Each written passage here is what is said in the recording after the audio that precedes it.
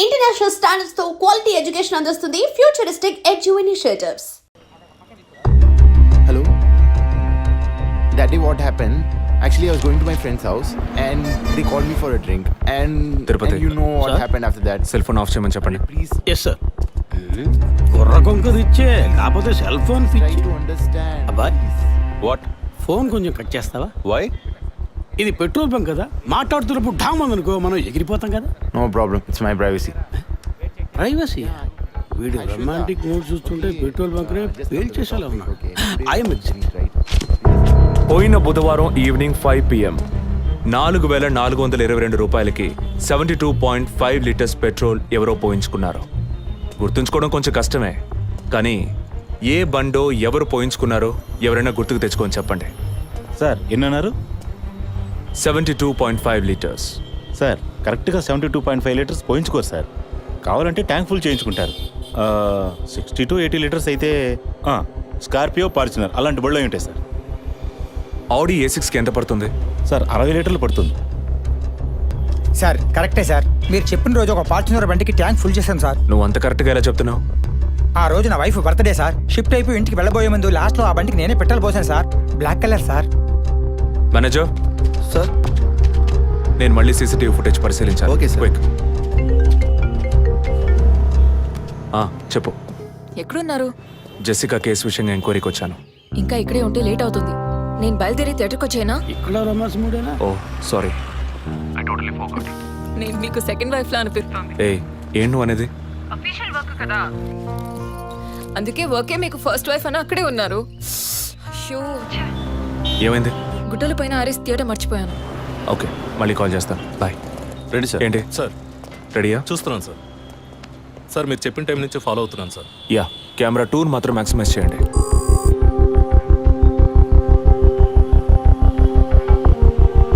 కొంచెం ఫార్వర్డ్ చేయండి. Forward forward forward forward forward. Okay okay, stop stop stop. Back back back back. ఇంకొంచెం ఇంకొంచెం. Yeah, frame by frame వెళ్ళండి. Slow. Freeze. Sir ఈ బండే sir.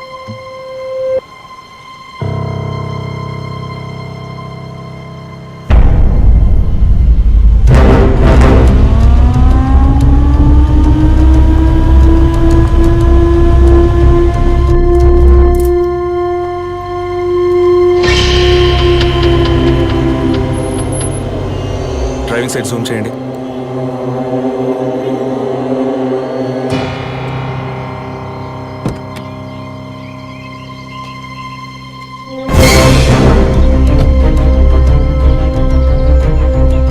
Focus క్లియర్గా లేదు. పక్క సీట్కి రండి. Full tight.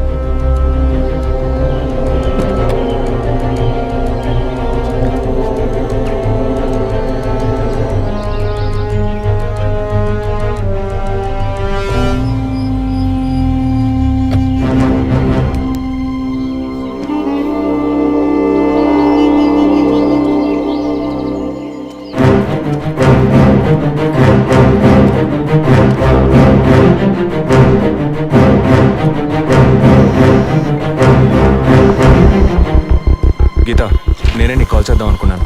ఏంటి చెప్పు. ఆ రోజు ఒకటి చర్చ్ దగ్గర కార్లో చూసానని చెప్పానే. అవును. వాడు నన్ను వెతుకుంటూ ఇంటికే వచ్చాడు. ఏంటి అనేది? అదే కారు. వాడు మాత్రమే కాదు, ఆ రోజు చైన్ పట్టుకు లాగాడి వాడు కూడా ఉన్నాడు. మిగతా ఇద్దరు కూడా ఉన్నారు. నువ్వెక్కడున్నావు? ఇంట్లోనే ఉన్నాను. నేను చెప్పేది విను. ముందు మెయిన్ డోర్ని లాక్ చేయి.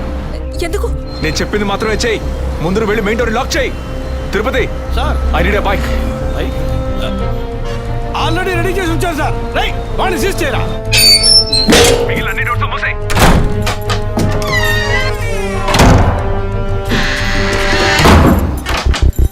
ఇంట్లో ఎవరెవరు ఉన్నారు? మా నాన్న నేను మాత్రమే ఉన్నావు. చెప్పమంటావా నాన్నకి? వద్దు, అనవసరంగా టెన్షన్ అవుతారు. ఇంకేం చేయమంటావు? పోలీస్కి ఫోన్ చేయమంటావా? కట్ చేసి మళ్ళీ చేయి. Sorry sorry sorry. సరే, డిస్కనెక్ట్ చేయకు, లైన్లోనే ఉండు.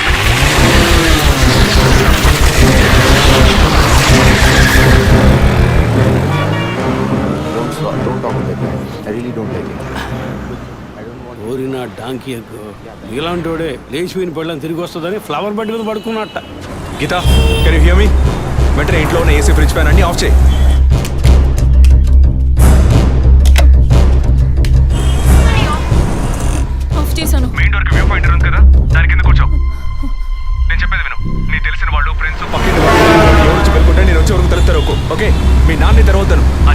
ఎవరు వచ్చినా తలుపు తెరవకు తెరవకు తెరవకు.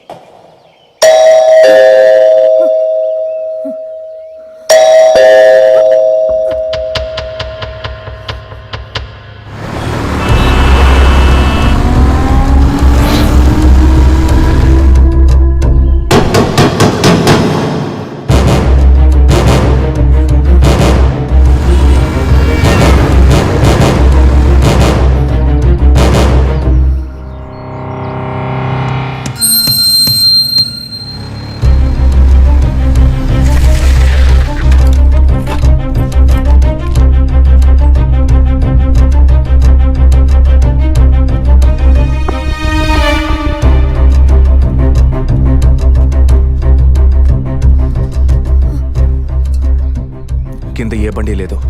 అవునవును, ఎవరు లేరు. అదే అర్థం కావట్లేదు. నేను చెప్పే వరకు తలుపు తెరవకు. నువ్వు లోపలే ఉండు. ఏయ్, సార్ ఎక్కడి నుంచి వస్తున్నావు? Second floor sir. ఇక్కడ ఏదైనా కారు ఉంటుంది చూసావా?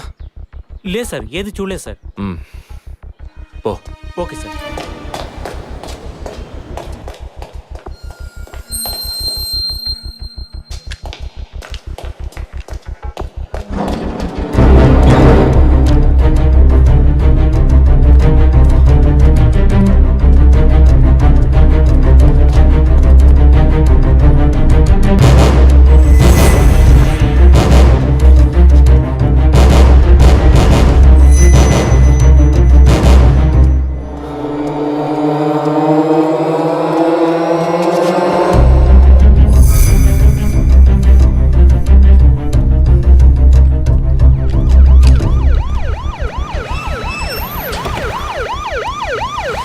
సార్, ఈ సరౌండింగ్లో ఉన్న అన్ని సిగ్నల్స్లో ఆ బండిని ట్రేస్ చేయమని చెప్పాను సార్. చుట్టూ ఉన్న అన్ని స్ట్రీట్స్ని తరోగా చెక్ చేయండి. Okay sir. అలాగే సార్.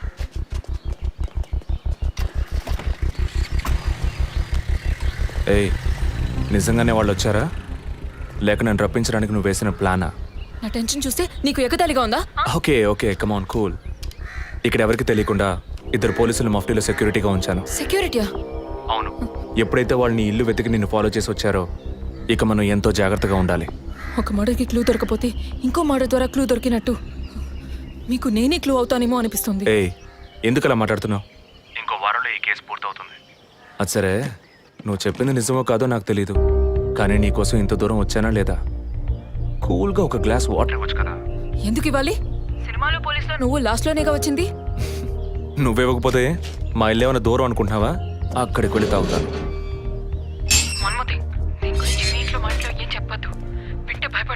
హే, ముఖ్యంగా ఇది నాకు అఫీషియల్. ఒక పోలీస్ ఆఫీసర్గా ఎవరికి ఏది చెప్పాలో ఏది చెప్పకూడదో నాకు తెలుసు. Okay, you take care. I'll call back. Okay, bye.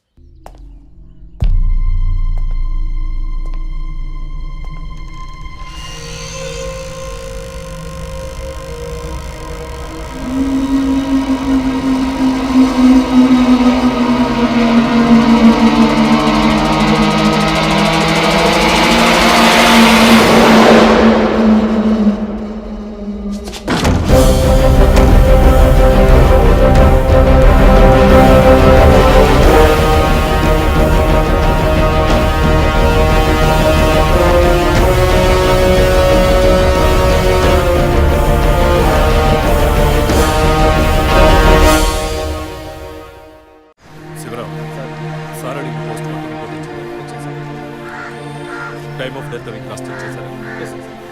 అయ్యయ్యో అభి, నా బిడ్డ సుఖపడుతుందని మీ ఇంటి కోడలు చేసాం. ఇలా అర్థాంతరంగా వెళ్ళిపోయింది. అయ్యో. అప్పుడప్పుడు నాతో అనేది ఒక మంచి ఇల్లాలిగా ఉండడం కన్నా ఒక బిడ్డకు తల్లిగా ఉండడమే ముఖ్యమా అందరూ అదే అంటున్నారు. అంటే నేను పిల్లల్ని కనే మెషిన్నేనా, నాకంటూ ఏ విలువ లేదా అని ఏదేదో అనేదిరా. కానీ ఈ సమయంలో ఇటువంటి ఘోరమైన పని చేస్తుంది అనుకోలేదురా.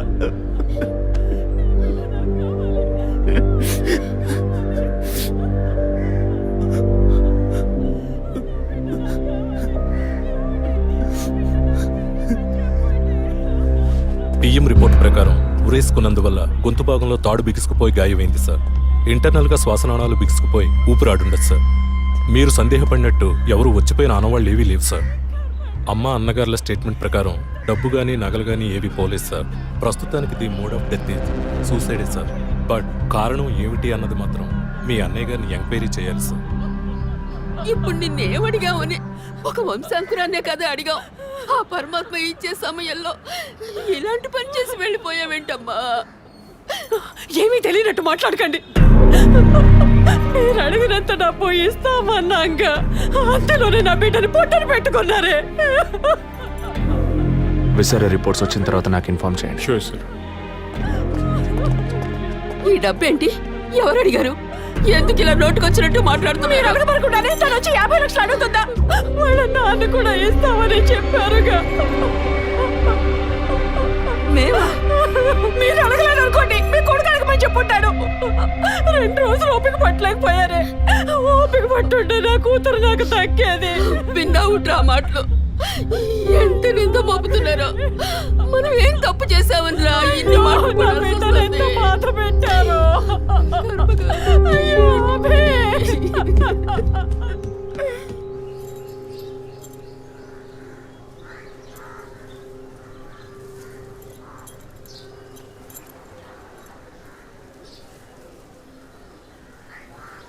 విజయ్, నీ దృష్టిలో మీ అన్న వదిన గొప్ప అయితే కావచ్చు, కానీ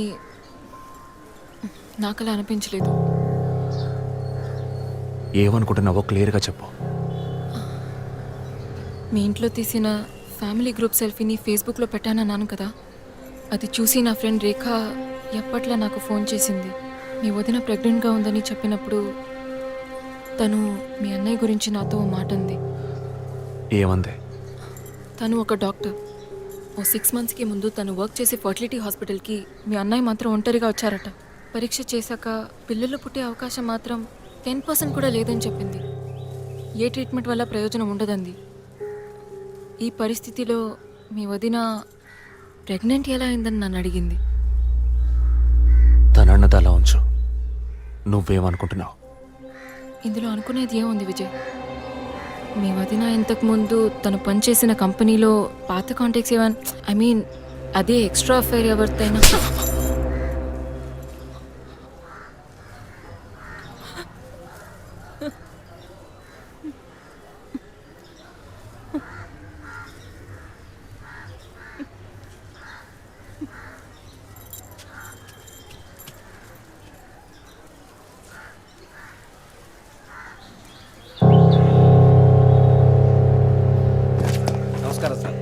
నమస్కారం sir. Good morning sir. Sir అడిగిన ఫైల్స్ అన్ని రెడీగా ఉన్నాయా?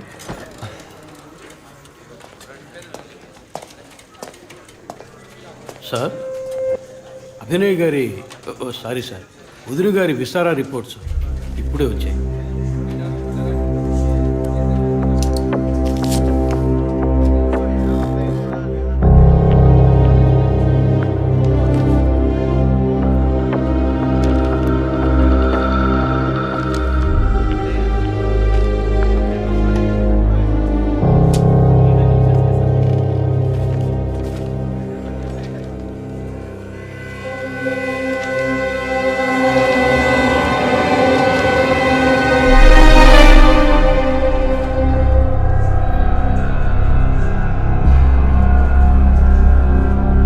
తిరుపతి, సార్, జెసికా ఆటాప్సీ రిపోర్ట్స్ తీసుకురండి.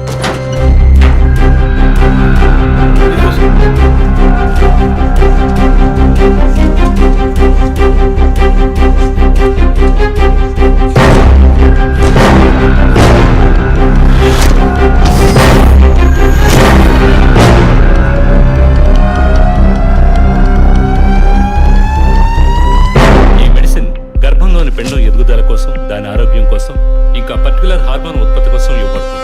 ఆర్టిఫిషియల్ గర్భధారణ కోసం ఫెర్టిలిటీ డ్రగ్ గా కూడా దీన్ని యూజ్ చేస్తారు. ఆర్టిఫిషియల్ గర్భధారణ అంటే ఈ టెస్ట్ బేబీ వంటిదా? నో ఖచ్చితంగా అదే అయి ఉంటుందని చెప్పలేము. లైక్ ఐవీఎఫ్, ఐసీఐ అని ఎన్నో ఫ్రోజన్ మెథడ్స్ ఉన్నాయి. ఈ 2 కేసులు ఊహించని డెత్ అవ్వడం వల్ల ఇక్కడ ఇంకో విషయం కూడా చెప్పాలి. ఏంటి డాక్టర్? మన మంత్రి విద్యాధరరావు గారి కోడలో పద్మావతి సూసైడ్ చేసుకున్న కేసు మీకు గుర్తుంది కదా? అన్నానగర్ వెస్ట్. ఎగ్జాక్ట్లీ. ఆ అమ్మాయి ఒంట్లో కూడా ఇదే మెడిసిన్ ఉన్నట్టు కనుక్కోవడం జరిగింది. పొలిటికల్ స్టేటస్ వల్ల పేపర్లో కూడా పెద్దగా రాలేదు. You would have notice. Yes doctor, but ముగ్గురు చనిపోయారు. దీనిలో ఎక్కడ ప్రాబ్లం ఉందనుకుంటున్నారు? ఎక్కడో తప్పు జరిగింది అనేది కన్ఫర్మ్ అయింది. ఆ మరణించిన వాళ్ళ భర్తలను గనక అడిగితే ఏదైనా క్లూ దొరకచ్చు.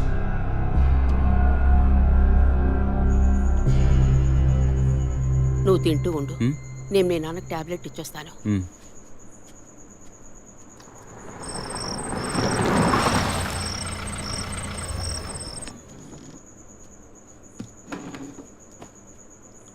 రారా, నువ్వు లేటా?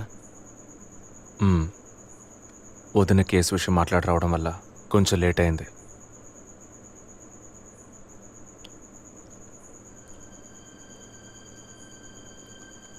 ఇంత పని చేస్తావు అనుకోలేదు. ఏంటి? నిజాన్ని దాచడం. పోలీస్ దగ్గర దాచిపెట్టచ్చు, కానీ తమ్ముడి దగ్గర దాచకూడదు. నువ్వనేది దేని గురించిరా?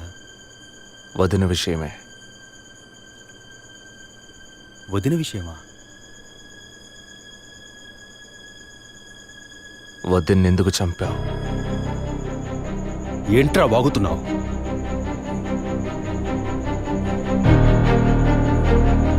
నిజంగా వదిన కడుపులో ఉన్నది నీ బిడ్డేనా?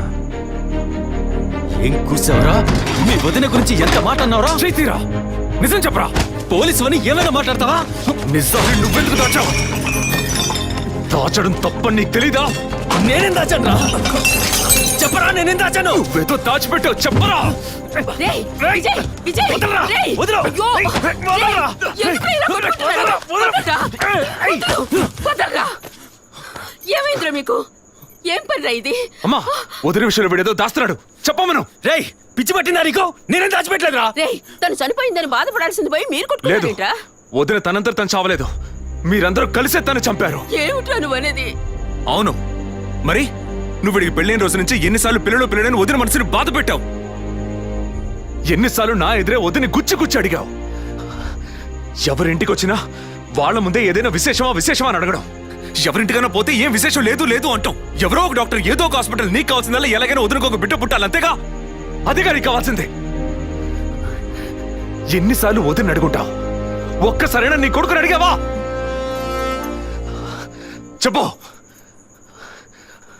చెప్పమను. నిజమేరా, నేనే తప్పు చేశాను. నువ్వు చెప్పినట్టు తప్పు నాదే, తప్పంతా నాదే. కానీ నువ్వనుకున్నట్టు కాదురా. నీకు బాగా తెలుసు ఎన్ని హాస్పిటల్స్, ఎంతమంది డాక్టర్లు, ఎన్ని గుళ్ళ చుట్టూ నేను మీ వదిన తిరిగాం. చివరికి ఒక నమ్మకమైన హాస్పిటల్లో అపాయింట్మెంట్ దొరికింది.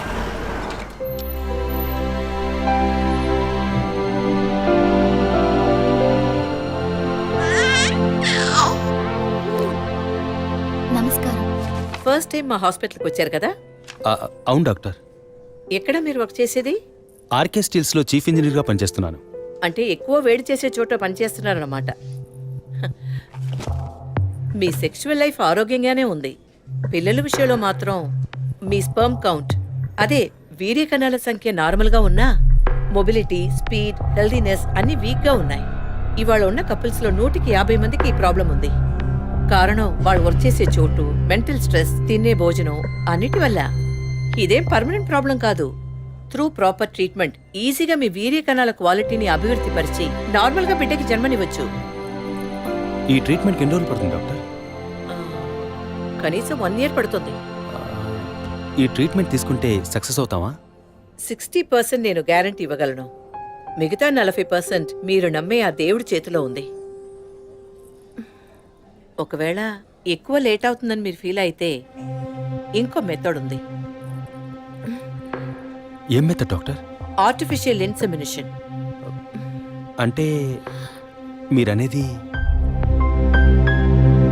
దట్ మీన్స్ సెక్షువల్ లైఫ్ ద్వారా సాధ్యంగాని విషయాన్ని కృత్రిమ విధానంలో ఇంజెక్షన్ ద్వారా మీ వీర్యకణాలను మీ వైఫ్ అండంలోకి పంపిస్తే చాలు 100% గర్భవతి అయ్యే అవకాశం ఉంది.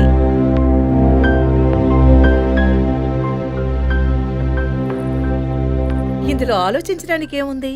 ఈ ప్రపంచంలో భర్త ద్వారా ఓ బిడ్డకి జన్మలివ్వలేని అమ్మాయిలు ఇంకొకరి వీర్యకణాల ద్వారా ఈజీగా పిల్లల్ని కంటున్నారు. మంచి అవకాశం ఉంది. పైగా మీ హస్బెండ్ది. ఆలోచించేదేముంది? తొలి రాగం చెరిపేను ఎదగెదూరం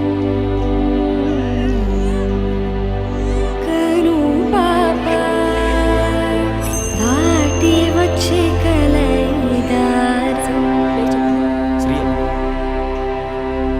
కడుపు తడితే అభి నీకు సంతోషమే కదా? ఒక విధంగా నాకు సంతోషమేనండి. అత్తయ్య మావయ్య ఎలా అర్థం చేసుకుంటారో ఏమో. వాళ్ళెందుకు అపార్థం చేసుకుంటారు? వాళ్ళతో నేను మాట్లాడతాను.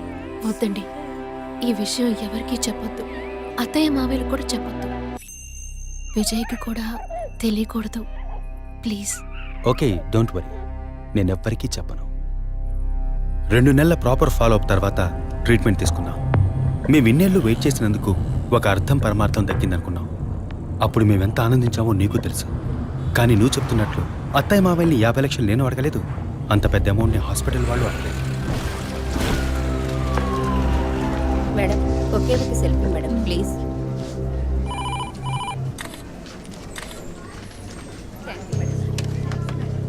సార్ మీరు లోపలికి వెళ్ళొచ్చు. Thank you. Please be seated.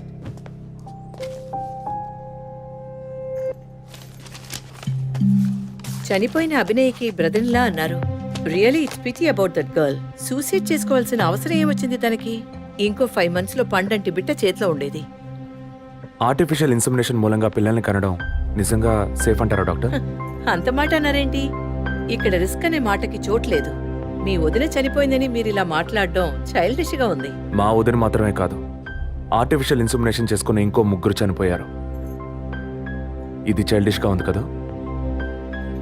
Excuse me, మీ వదిన గురించి అడిగారు, చెప్పాను. ఎందుకు అనవసరంగా వేరే వాళ్ళ గురించి అడుగుతారు? పోలీస్ అంటే అడిగి తీరాలి.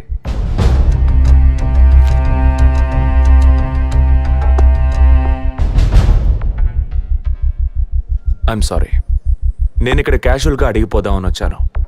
కానీ మీ మాటలు విన్నాక ఇప్పుడు ఇది ఎంక్వైరీగా మారింది. మా అన్నయ్యకి పిల్లలు పుట్టే అవకాశం లేదని వేరే హాస్పిటల్లో రిపోర్ట్స్ ఇచ్చారు.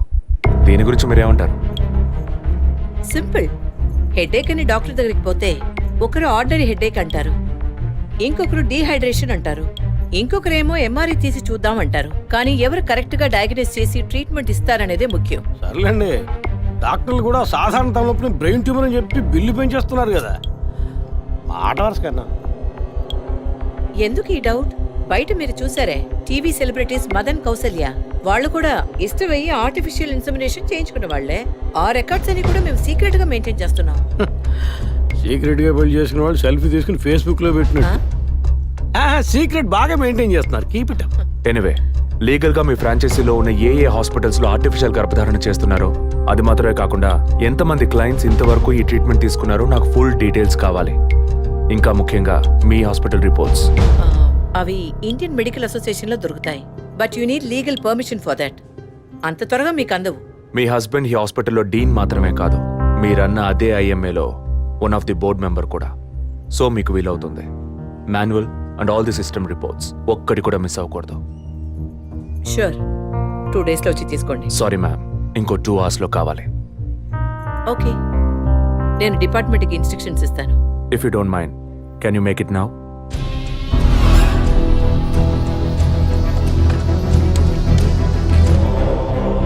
మన హాస్పిటల్లో ఏ ట్రీట్మెంట్ చేయించుకున్నా all patients full details send me immediately. Thank you doctor. ఫర్దర్గా ఎప్పుడు ఏ డీటెయిల్స్ కావాల్సి వచ్చినా మిమ్మల్ని కాంటాక్ట్ చేస్తాను. షూర్.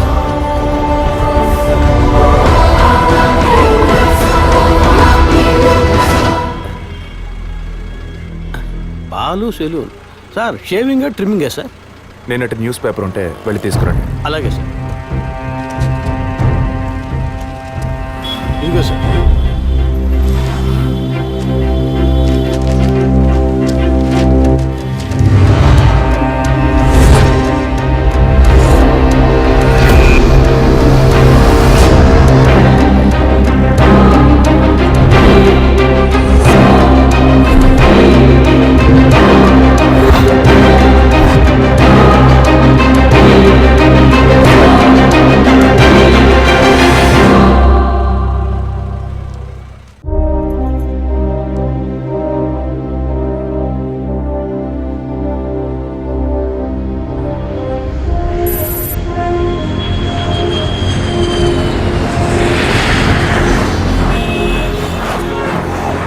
సార్, వరం హాస్పిటల్లో ఆర్టిఫిషియల్ ఇన్సిమినేషన్ ద్వారా గర్భవతులైన అందరినీ విచారించారు సార్. అందులో జెసికా, మీ వదిన అభినయ, పద్మ ఇలాంటి 6 మాత్రం గర్భవతులయ్యాక ప్రాణాలతో లేరు సార్. ఈ 6 నేచురల్ డెత్ కాదు సార్.